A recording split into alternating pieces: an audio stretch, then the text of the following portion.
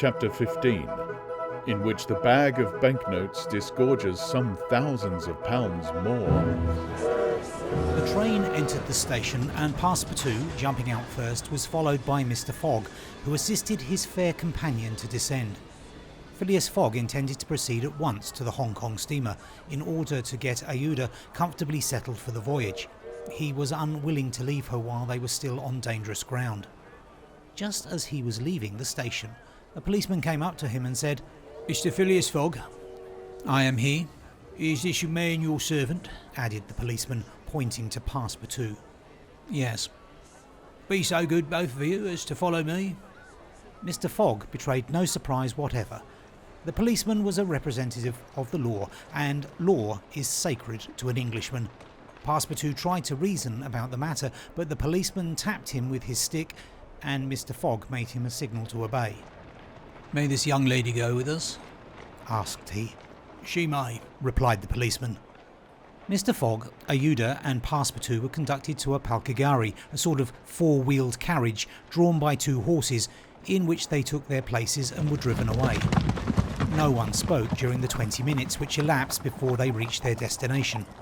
They first passed through the black town with its narrow streets, its miserable, dirty huts and a squalid population, then through the European town, which presented a relief in its bright brick mansions, shaded by coconut trees and bristling with masts, where, although it was early morning, elegantly dressed horsemen and handsome equipages were passing back and forth. The carriage stopped before a modest-looking house, which, however, did not have the appearance of a private mansion. The policeman, having requested his prisoners, for so truly they might be called, to descend, conducted them to a room with barred windows and said, "You will appear before Judge Obadiah at 8:30. He then retired and closed the door. "Why, we are prisoners!" exclaimed Passepartout, falling into a chair. Aouda, with an emotion she tried to conceal, said to Mr. Fogg, "Sir, you must leave me to my fate. It is on my account that you received this treatment. It is for having saved me." Phileas Fogg contented himself with saying that it was impossible.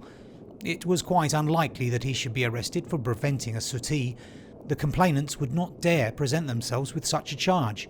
There was some mistake. Moreover, he would not, in any event, abandon Aouda, but would escort her to Hong Kong. "But the steamer leaves at noon," observed Passepartout nervously. "We shall be on board by noon," replied his master placidly. It was said so positively that Passepartout could not help muttering to himself, "Pablo, that's certain. Before noon we shall be on board." But he was by no means reassured. At 8:30 the door opened. The policeman appeared and, requesting them to follow him, led the way to an adjoining hall. It was evidently a courtroom, and a crowd of Europeans and natives already occupied the rear of the apartment. Mr. Fogg and his two companions took their places on a bench opposite the desks of the magistrate and his clerk. Immediately after, Judge Obadiah, a fat, round man followed by the clerk, entered. He proceeded to take down a wig which was hanging on a nail and put it hurriedly on his head. "The first case," said he. Then, putting his hand to his head, he exclaimed, "Hey, this is not my wig." "No, your worship," returned the clerk. "it is mine." "My dear Mr. Oysterpuff, how can a judge give a wise sentence in a clerk's wig?" The wigs were exchanged. Passepartout was getting nervous, for the hands on the face of the big clock over the judge seemed to go round with terrible rapidity. "The first case," repeated Judge Obadiah. "Phileas Fogg?" demanded Oysterpuff. "I am here," replied Mr. Fogg. "Passepartout?" "Present," responded Passepartout. "Good," said the judge. "You have been looked for prisoners for 2 days on the trains from Bombay."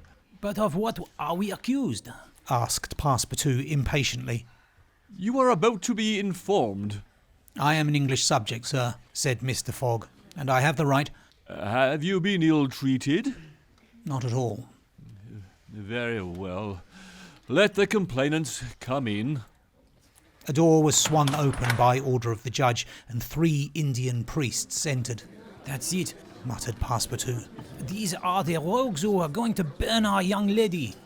The priests took their places in front of the judge, and the clerk proceeded to read in a loud voice a complaint of sacrilege against Phileas Fogg and his servant, who were accused of having violated a place held consecrated by the Brahmin religion. You hear the charge? Asked the judge. Yes, sir, replied Mr. Fogg, consulting his watch. And I admit it. You admit it? I admit it, and I wish to hear these priests admit in their turn what they were going to do at the pagoda of Pelagi. The priests looked at each other. They did not seem to understand what was said. Yes, Cried Passepartout warmly. at the pagoda of Pelagi, where they were on the point of burning their victim.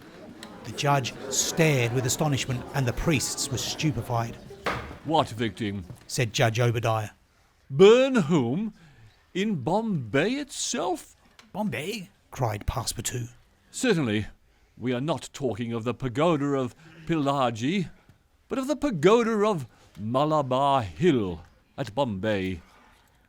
And as a proof, Added the clerk. here are the desecrator's very shoes which he left behind him. Whereupon he placed a pair of shoes on his desk. My shoes! Cried Passepartout, in his surprise permitting this imprudent exclamation to escape him. The confusion of master and man, who had quite forgotten the affair at Bombay, for which they were now detained at Calcutta, may be imagined. Fix the detective had foreseen the advantage which Passepartout's escapade gave him, and, delaying his departure for 12 hours, had consulted the priests of Malabar Hill. Knowing that the English authorities dealt very severely with this kind of misdemeanour, he promised them a goodly sum in damages and sent them forward to Calcutta by the next train. Owing to the delay caused by the rescue of the young widow, Fix and the priests reached the Indian capital before Mr. Fogg and his servant, the magistrates having been already warned by a dispatch to arrest them should they arrive. Fix's disappointment when he learned that Phileas Fogg had not made his appearance in Calcutta may be imagined. He made up his mind that the robber had stopped somewhere on the route and taken refuge in the southern provinces. For 24 hours Fix watched the station with feverish anxiety. At last he was rewarded by seeing Mr. Fogg and Passepartout arrived, accompanied by a young woman, whose presence he was wholly at a loss to explain. He hastened for a policeman, and this was how the party came to be arrested and brought before Judge Obadiah. Had Passepartout been a little less preoccupied, he would have espied the detective ensconced in a corner of the courtroom, watching the proceedings with an interest easily understood, for the warrant had failed to reach him at Calcutta as it had done at Bombay and Suez. Judge Obadiah had unfortunately caught Passepartout's rash exclamation, which the poor fellow would have given the world to recall.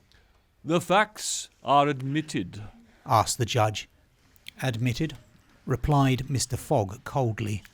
Inasmuch Resumed the judge. as the English law protects equally and sternly the religions of the Indian people, and as the man, Passepartout, has admitted that he violated the sacred pagoda of Malabar Hill at Bombay on the 20th of October, I condemn the said Passepartout to imprisonment for 15 days and a fine of £300. £300? Cried Passepartout, startled at the largeness of the sum. Silence! Shouted the constable. And insomuch Continued the judge. as it is not proved that the act was not done by the connivance of the master with the servant, and as the master in any case must be held responsible for the acts of his paid servant, I condemn Phileas Fogg to a week's imprisonment and a fine of £150. Fix rubbed his hands softly with satisfaction. If Phileas Fogg could be detained in Calcutta a week, it would be more than time for the warrant to arrive. Passepartout was stupefied.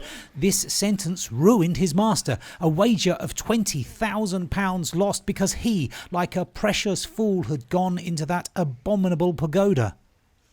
Phileas Fogg, as self-composed as if the judgment did not in the least concern him, did not even lift his eyebrows while it was being pronounced. Just as the clerk was calling the next case, he rose and said, I offer bail. You have that right. returned the judge.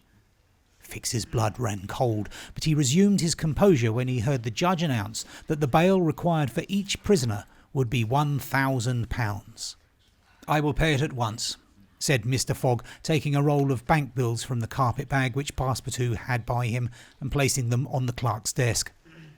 "The sum will be restored to you upon your release from prison," said the judge. "Meanwhile, you are liberated on bail." "Come," said Phileas Fogg to his servant. But let them at least give me back my shoes, cried Passepartout angrily. Oh, these are pretty dear shoes, he muttered as they were handed to him. more than £1,000 apiece. Besides, they pinch my feet. Mr. Fogg, offering his arm to Aouda, then departed, followed by the crestfallen Passepartout. Fix still nourished hopes that the robber would not, after all, leave the £2,000 behind him, but would decide to serve out his week in jail, and issued forth on Mr. Fogg's traces. That gentleman took a carriage, and the party was soon landed on one of the quays. The Rangoon was moored half a mile off in the harbour, its signal of departure hoisted at the masthead. 11 o'clock was striking. Mr. Fogg was an hour in advance of time. Fix saw them leave the carriage and push off in a boat for the steamer, and stamped his feet with disappointment. "The rascal is off after all," he exclaimed. £2,000 sacrificed. He's as prodigal as a thief. I'll follow him to the end of the world if necessary, but at the rate he's going on, the stolen money will soon be exhausted.